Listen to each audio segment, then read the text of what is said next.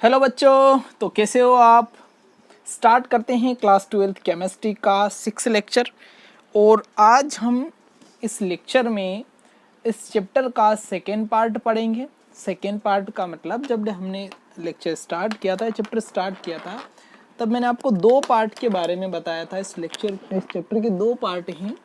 देखिए, हमने पढ़ा था कि हम एक तो उन सेल के बारे में पढ़ेंगे, है ना, जो क्या करेंगे, केमिकल एनर्जी को, है ना, मैं आपको सभी चीज़ें वापस याद दिला देता हूँ। केमिकल एनर्जी जो रहेगी उससे क्या प्राप्त करेंगे, इलेक्ट्रिकल एनर्जी।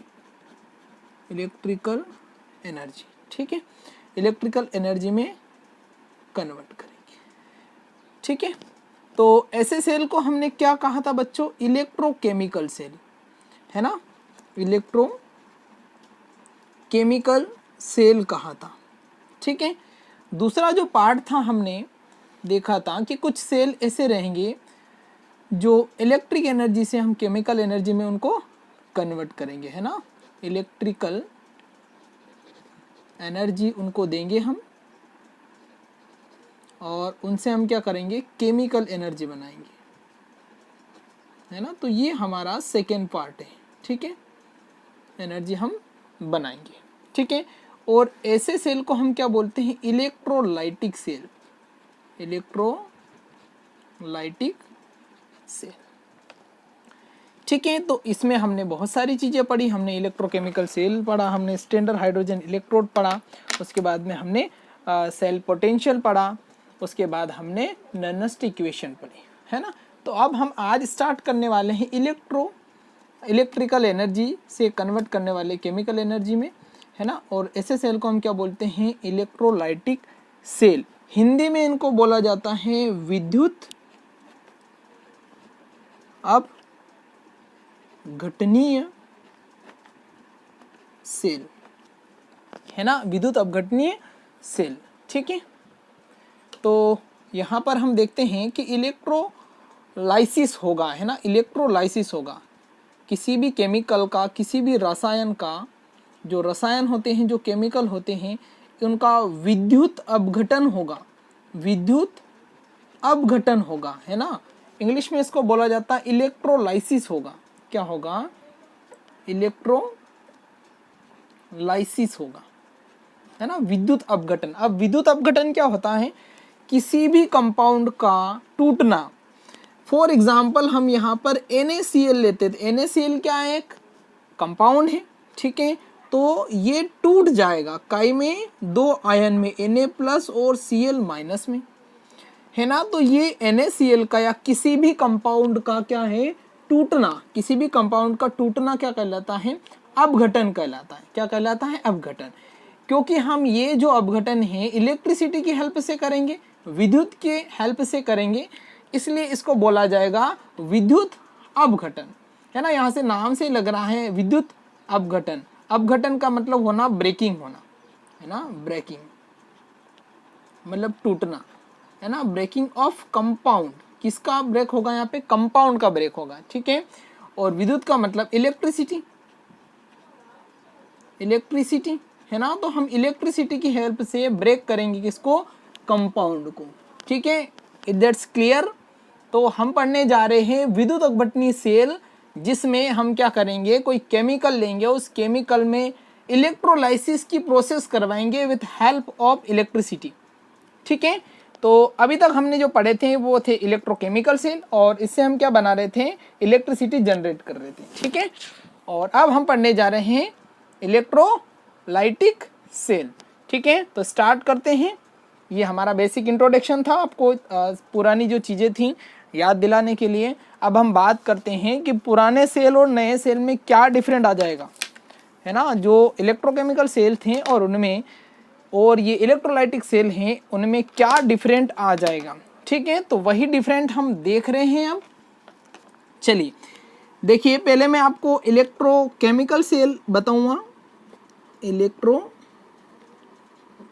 एक छोटा सा लेक्चर है हमारा ये, इलेक्ट्रोकेमिकल जो सेल थे, है ना। और एक तरफ बना रहा हूं मैं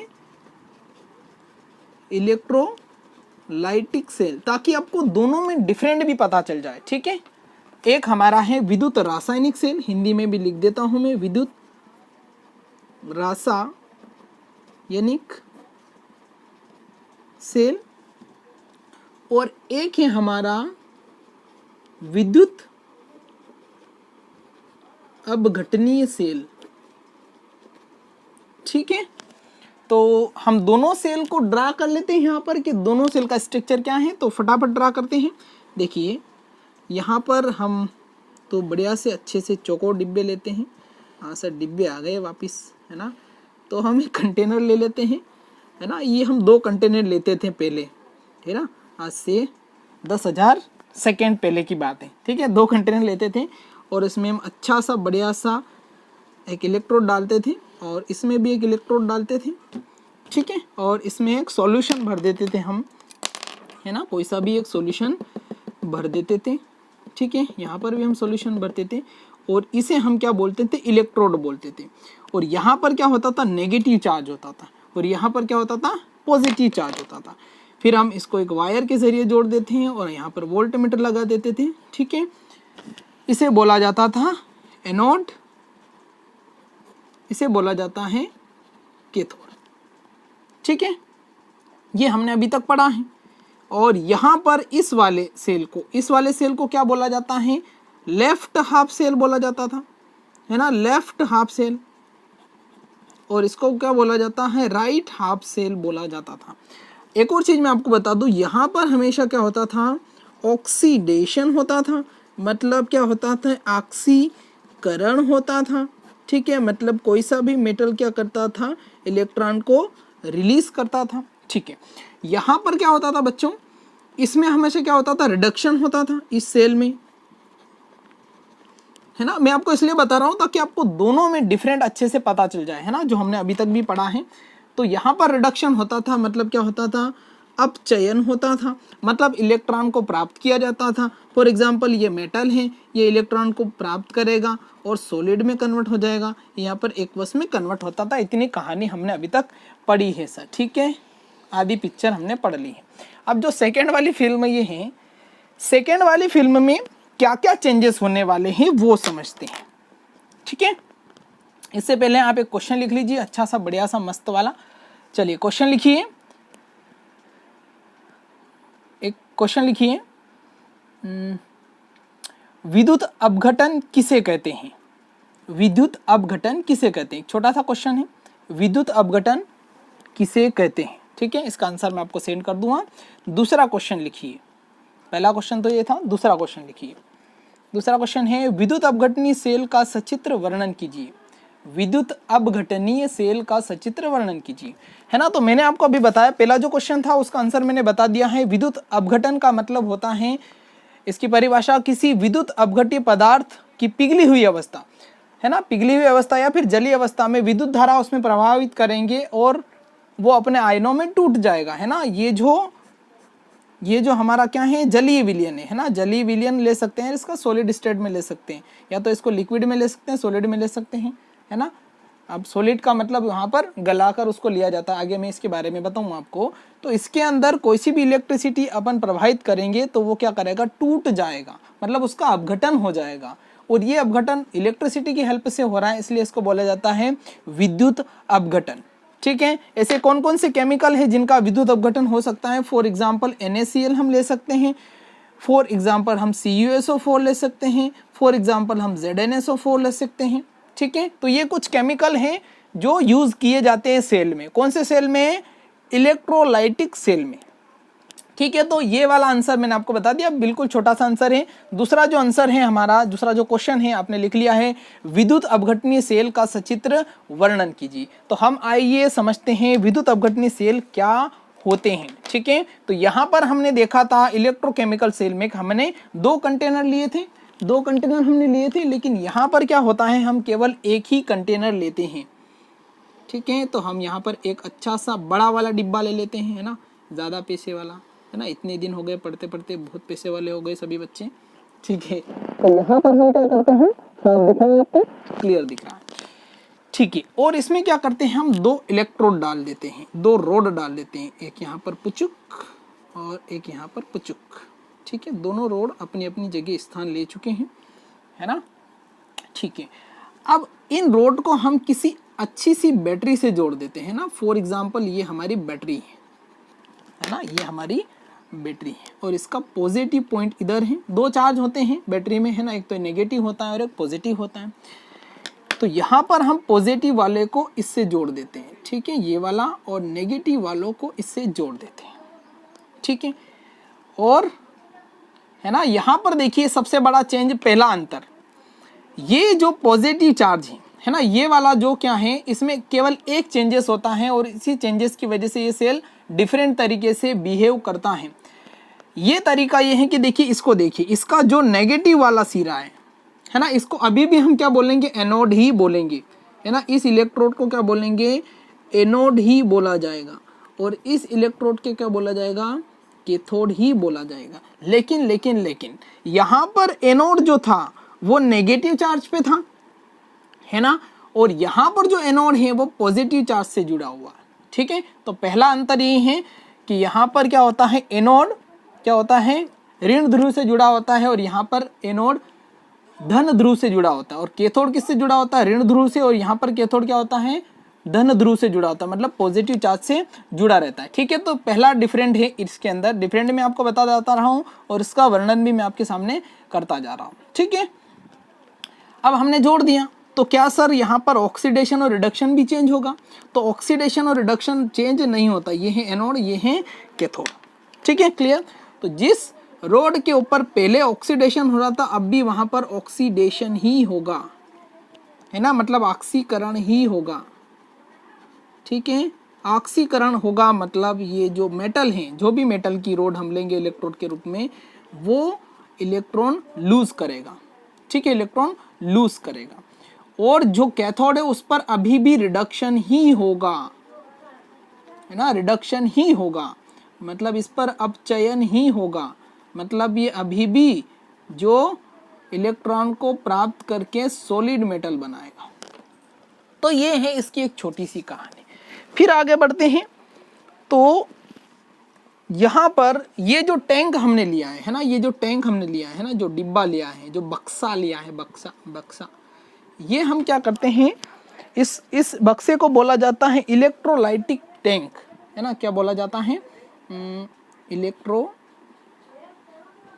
इलेक्ट्रोलाइटिक टैंक बोला जाता है। और याद रहे कि ये जो टैंक है ना, ये मेटल का नहीं बनाया जाता है, मेटल का नहीं बनाया जाता है, ठीक है, या तो इसको कांच का बनाया जाता है या फिर प्लास्टिक का बनाया जाता है। ये जो टैंक है ना, ये कांच का बनाया जाता है, प्लास्टिक का बना सकते हैं, सिलिका जेल का बना सकता है ना। कुल मिला के ये कुचालक पदार्थ से बनाया जाता है। किससे बनाया जाता है? जो टैंक है, यहाँ पर आप लिख सकते हैं, जो टैंक है इलेक्ट्रोलाइटिक टैंक है, वो क्या बनाया जाता है, कुचालक पदार्थ से बनाया जाता है। कुचालक मतलब नॉन कंडक्टिविटी, है ना, नॉन कंडक्टिंग जो मेटल होता है ना, उससे बनाया जाता है, ठीक है, क्लियर। चलिए फिर आगे बढ़ते हैं। इसके अंदर हम कोई सा भी इलेक्ट्रोलाइट्स भर देते हैं, है ना। यहाँ पर सब इलेक्ट्रोलाइट भी नहीं भर सकते, कुछ इलेक्ट्रोलाइट्स होते हैं, उन्हीं को हम इसके अंदर फिल करते हैं, ठीक है। तो कुछ इलेक्ट्रोलाइट्स को हम फिल करते हैं, ठीक है। तो फॉर एग्जांपल के लिए हमने यहाँ पर एक इलेक्ट्रोलाइट ले लिया, कोई सा भी, है ना, कोई सा भी हम इसमें इलेक्ट्रोलाइट ले लेते हैं। और यहाँ पर फॉर एग्जांपल के लिए हम क्या करते हैं, देखिए इसमें दोनों रोड क्या होती है, एक जैसी ही डाली जाती है। अब हम यहाँ पर एक सेल को समझने वाले हैं, कॉपर वाले सेल को, ठीक है। तो हमने ये भी जो इलेक्ट्रोड है ये भी कॉपर का लिया, और ये इलेक्ट्रोड भी क्या लिया, कॉपर का लिया, ठीक है। चलिए, तो सर इस सेल से तो इलेक्ट्रिसिटी बनने वाली नहीं है, तो फिर हम इस सेल को क्यों बना रहे हैं, ठीक है। तो समझते हैं आगे, है ना, इसका रीजन पता चलेगा कि हम इस सेल का यूज क्यों करते हैं। तो दोनों इलेक्ट्रोड हमने क्या लिए, कॉपर के लिए, और इस सॉल्यूशन को भी हमने क्या ले लिया, CuSO4 कॉपर का ले लिया, ठीक है, क्लियर है। अब यहाँ पर एक चीज आप नोट करिए, है ना, जो इलेक्ट्रोड होते हैं वो दो टाइप के होते हैं। यहाँ पर इलेक्ट्रोड दो टाइप के होते हैं, एक होते हैं अक्रिय और एक होते हैं निष्क्रिय, है ना, सक्रिय और निष्क्रिय भी बोल सकते हैं इनको। जो सक्रिय होते हैं, जो एक्टिव होते हैं, है ना, और एक होते हैं नॉन एक्टिव, है ना, जिनको इनर्ट इलेक्ट्रोड बोला जाता है। निष्क्रिय का मतलब होता है वो इस सॉल्यूशन के अंदर क्रिया नहीं करते हैं, है ना, सॉल्यूशन के अंदर क्रिया नहीं करते हैं। और जो एक्टिव होते हैं वो क्रिया करने लग जाते हैं, इसके साथ में क्रिया करने लग जाते हैं। ठीक है, तो जो हमारा कॉपर है वो क्या होता है, एक्टिव इलेक्ट्रोड होता है, मतलब वो क्रिया खुद ही करने लग जाएगा। ठीक है, तो पढ़ते हैं इसको आगे। तो हमने क्या किया, एक सेल का वर्णन किया, यहाँ पर अच्छा सा इलेक्ट्रोड ले लिया जिसमें दोनों इलेक्ट्रोड हमने इसके अंदर रख दिए, है ना, इसके अंदर रख दिए, और दोनों इलेक्ट्रोड क्या हैं, कॉपर के हैं। तो कहानी वापस वहीं से शुरू हो जाएगी कि भाई इसका ऑक्सीडेशन होगा, रिडक्शन होगा। तो आगे समझते हैं। यहाँ पर ऑक्सीडेशन होगा कॉपर का, है ना, ये पूरी रोड का ही की है, कॉपर की है, ये भी कॉपर की है। ठीक है, लेकिन यहाँ की कहानी समझते पहले। ठीक है, यहाँ की कहानी समझते हैं। चलिए इसको मैं थोड़ा सा ऊपर कर देता हूँ। ठीक है, दिख रहा है। चलिए देखिए, यहाँ की बात करें हम तो ये जो कॉपर है ना, सबसे पहले ऑक्सीडेशन समझते हैं। ठीक है, ऑक्सीडेशन समझते हैं। ऑक्सीडेशन कहां पर हो रहा है, ऑक्सीडेशन एनोड पर हो रहा है। दूसरा डिफरेंट आपको दिख रहा है इन दोनों सेल में, इसमें 2 टैंक लिए जाते हैं, इसमें एक ही टैंक लिया जाता है। तीसरा अंतर आपको दिख रहा होगा, यहाँ पर हम हमेशा सोल्ट ब्रिज का यूज करते थे, लेकिन यहाँ पर कोई सोल्ट ब्रिज नहीं है। ठीक है, पहला अंतर आपको साफ दिख रहा है। ये सेल क्या करते हैं, रासायनिक ऊर्जा से विद्युत ऊर्जा बनाते हैं। ये क्या करते हैं, विद्युत ऊर्जा से रासायनिक ऊर्जा बनाते हैं, पहला अंतर। दूसरा अंतर क्या होता है, इसमें 2 पात्र लिए जाते हैं, उसमें एक ही पात्र है। ठीक है, तीसरा इसमें अंतर, इसमें सोल्ट ब्रिज का यूज होता है और इसमें सोल्ट ब्रिज का यूज नहीं होता है। ठीक है, चलिए आगे बढ़ते हैं। हम देखिए यहाँ पर एनोड पर क्या हो रहा है, अब यहाँ पर पहले समझ लीजिए। ठीक है, ये सेल जो है इसको समझते हैं पहले। यहाँ पर ऑक्सीडेशन होगा, है ना, ऑक्सीडेशन होगा मतलब यहाँ का जो कॉपर है ना, कॉपर 2+ क्या होगा, सॉल्यूशन के अंदर आएगा। इलेक्ट्रॉन क्या रह जाएंगे, यहीं पर रह जाएंगे। इलेक्ट्रॉन ट्रेवल करते हुए इधर जाएंगे, है ना, इलेक्ट्रॉन ट्रेवल करते हुए इधर जाएंगे। ठीक है ना, यहाँ पर इलेक्ट्रॉन, यहाँ पर जो कॉपर है वो ऑक्सीडेशन होगा। ऑक्सीडेशन किस प्रकार से होता है, देखिए एनोड पर होगा, जो Cu है ना, कॉपर की छड़ है। यहाँ पर कोई सा भी मेटल हो सकता है, पर एग्जाम्पल के लिए हम कॉपर ले रहे हैं। ठीक है, तो कॉपर होगा, सॉलिड होगा काई में, जिसका ऑक्सीडेशन होगा तो Cu2+ में कन्वर्ट होगा और 2 इलेक्ट्रॉन लूज करेगा। तो ये जो कॉपर Cu2+ है, ये क्या करेगा, इस सॉल्यूशन के अंदर आता जाएगा, है ना, इकट्ठा होता जाएगा। ठीक है, चलिए अब यहाँ पर देखिए, ये जो इलेक्ट्रॉन है इधर ट्रेवल करते करते आएंगे, करते करते यहाँ पर इकट्ठे होंगे, है ना, वही इलेक्ट्रॉन यहाँ पर आएंगे। ठीक है, तो ये जो कॉपर है ना, इन इलेक्ट्रॉन को देखकर इधर जाएगा वापस, है ना, इनका जो फ्रेंड है वो मिल जाएगा वापस इनको। तो इस रोड के ऊपर क्या होगा, रिडक्शन होगा, है ना। रिडक्शन में क्या होता है, इलेक्ट्रॉन को प्राप्त किया जाता है ना। तो हम क्या कर रहे हैं, कैथोड पर देखते हैं। तो कैथोड पर क्या होगा, देखिए अभी, है ना, कैथोड पर रिडक्शन होगा, और ये रिडक्शन कहां पर होगा, कैथोड के ऊपर। कैथोड के ऊपर रिडक्शन पहले भी होता था, अब भी होता है ना। तो कैथोड पर क्या है, ऑलरेडी यहाँ पर इलेक्ट्रॉन है ना, और ये जो Cu2+ है ये इनको देखकर उधर भागेंगे, वापिस यहाँ से निकलने के बाद में इधर भागेंगे। तो Cu2+ क्या करेगा, ये जो इलेक्ट्रॉन यहाँ पर इकट्ठे हो रहे हैं, रिडक्शन हो रहा है ना, इलेक्ट्रॉन जो यहाँ पर इलेक्ट्रॉन नेगेटिव चार्ज करते करते इधर से ट्रेवल करेंगे, है ना, इधर करते हुए जाएंगे, यहाँ पर आएंगे। ठीक है, यहाँ पर इधर आते हुए यहाँ आ जाएंगे, इस रोड के ऊपर इलेक्ट्रॉन हो जाएंगे। तो इनको ये जो Cu2+ इनको देखकर, है ना, इनको अच्छा लगेगा कि मेरा फ्रेंड आ गया। ठीक है, तो ये इधर भागेंगे, तो यहाँ पर 2 इलेक्ट्रॉन को ये वापस गेन करके क्या करेंगे, Cu सॉलिड बनाएंगे। अब बच्चों इस पूरी कहानी में आपको क्या दिख रहा है, देखिए कुल मिला के यहाँ से जो Cu है, यहाँ से जो कॉपर है वो गलता जा रहा है, गलता इधर आ रहा है, इधर आके यहाँ इकट्ठा हो रहा है ना। कुल मिला के ये जो रोड है ये धीरे धीरे गलने लग जाएगी, है ना, इसका वेट क्या होगा, कम होता जाएगा।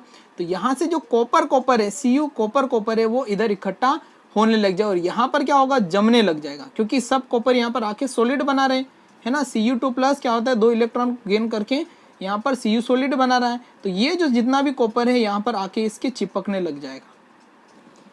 ठीक है, क्लियर। तो ये होता है इस सेल के अंदर। अब इस सेल का यूज कहाँ करते हैं, ठीक है। दूसरी बात जो आपके मन में आ रही है कि भाई इस सेल का इलेक्ट्रिसिटी तो इससे बन नहीं रही है, है ना। तो इसका यूज कहाँ होता है, तो इसका यूज होता है निष्कर्षण में। निष्कर्षण का मतलब होता है ना, जैसे कि सिल्वर है ना, गोल्ड है, जो सोना है चांदी है, उनका निष्कर्षण किस प्रकार से होता है ना, मतलब उनको शुद्ध किस प्रकार से किया जाता है। तो शुद्ध करने के लिए क्या करते हैं कि भाई जो शुद्ध करना है ना, समझते हैं अब इसका यूज कैसे करेंगे हम, ठीक है। तो यहाँ पर हमने एक ऐसा चांदी का रोड लिया है ना, जो क्या है, इनप्योर है, अशुद्ध है। अशुद्ध का मतलब यहाँ पर कोई मिट्टी विट्टी सब लगी हुई इसके ऊपर, और हमने यहाँ पर क्या किया, एक शुद्ध चांदी का रोड ले लिया, प्योर ले लिया, ठीक है ना। ये भी क्या है, सिल्वर है, ये भी क्या है, सिल्वर है, लेकिन ये सिल्वर जो है वो अशुद्ध है और ये क्या है, शुद्ध है। हम चाहते हैं कि इस अशुद्ध जो सिल्वर है इसके अंदर और भी अशुद्धियाँ हैं, उसमें से शुद्ध चांदी निकल जाए है ना, और अशुद्ध सभी इस लिक्विड के अंदर रह जाए, ठीक है। तो यहाँ पर क्या करेंगे, हम इसको एक बैटरी के द्वारा जोड़ देंगे, वही बैटरी है ना, जिसका पॉजिटिव चार्ज एनोड से जोड़ेंगे, इसको एनोड के स्थान पर रखेंगे, है ना। ये भी क्वेश्चन पूछा जाता है कि अशुद्ध इलेक्ट्रोड को किस स्थान पर रखा जाता है, तो एनोड पर रखा जाता है। शुद्ध को किस पे रखा जाता है, कैथोड पर रखा जाता है ना। तो यहाँ पर जैसे ही इसमें अपन इलेक्ट्रिसिटी फ्लो करेंगे तो यही इसकी ऑक्सीडेशन होने की टेंडेंसी है ना इस रोड की, और इसकी किसकी है, रिडक्शन होने की टेंडेंसी है। तो ये यहाँ पर क्या होगा, Ag जो है वो जल में, इसमें लिक्विड में आना शुरू हो जाएगा, है ना, और इलेक्ट्रॉन भागकर इधर शुरू हो जाएंगे, ठीक है। तो यहाँ पर जो Ag है, जो सिल्वर है, वो इधर इस रोड पर आके चिपकने लग जाएंगे, है ना, इसके ऊपर आके चिपकने लग जाएंगे, ठीक है। यहाँ पर इस प्रोसेस के द्वारा इधर चिपकने लग जाएंगे, और ये जो अशुद्धियां हैं, इसके अंदर जो अशुद्धियां हैं वो यहाँ पर नीचे गल कर, है ना, इलेक्ट्रॉन तो ऊपर चले गए, शुद्ध जो सिल्वर है उसको अट्रैक्शन, इस इलेक्ट्रॉन को, ये इलेक्ट्रॉन इधर से घूमता फिरता इधर आ जाएगा, इसको देखकर इसको कुछ होने लगेगा, और ये सिल्वर जो इधर जाने लगे इस इलेक्ट्रॉन के पास में, और यहाँ पे जाके इसके चिपक जाएगा, और यहाँ पर जो अशुद्धियां हैं वो सब इसके नीचे इकट्ठी होने लग जाएगी। तो इस सेल का यूज यहाँ करते हैं धातुओं के निष्कर्षण में, है ना, धातुओं के निष्कर्षण में। अब एक सवाल और है ना, एक क्वेश्चन और है, एक चीज और मैं आपको बता दूं कि यहाँ पर जो हम लिक्विड यूज करते हैं, है ना, जो लिक्विड हम यूज करते हैं वो दो अवस्था में करते हैं,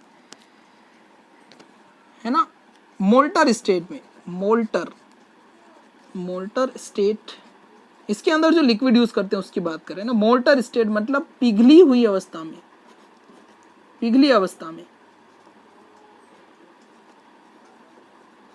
है ना, थोड़ी हिंदी कमजोर है चलिए, पिघली अवस्था में करते हैं, या फिर हम इसको क्या में करते हैं, एक्वस स्टेट में करते हैं, एक्वस स्टेट में करते हैं ना, जलीय अवस्था में, जलीय अवस्था में इसका यूज करते हैं, ठीक है। तो यहाँ पर भी आपको ये भी ध्यान रखना है कि इस सेल के अंदर जो अवस्था में यूज करते हैं या फिर जलीय अवस्था में यूज करते हैं, ठीक है। जलीय अवस्था में उसके आयन अच्छे बनते हैं, है ना, पिघली अवस्था में थोड़े आयन कम बनते हैं, और यहाँ पर सारी कहानी किसके ऊपर डिपेंड कर रही है, आयन के ऊपर ही कर रही है, ठीक है। तो ये एक छोटा सा क्वेश्चन था, छोटा सा टॉपिक था हमारा इलेक्ट्रोलाइटिक सेल, है ना। इस सेल से संबंधित एक नियम है फेराडे के नियम, फेराडेज लॉ, है ना, तो वो हम नेक्स्ट लेक्चर में डिस्कस करेंगे, ठीक है बच्चों। तो पढ़ाई करते रहिए आगे, इसी तरीके से मिलते हैं अगले लेक्चर में एक नए टॉपिक के साथ में, तब तक के लिए बेस्ट ऑफ लक।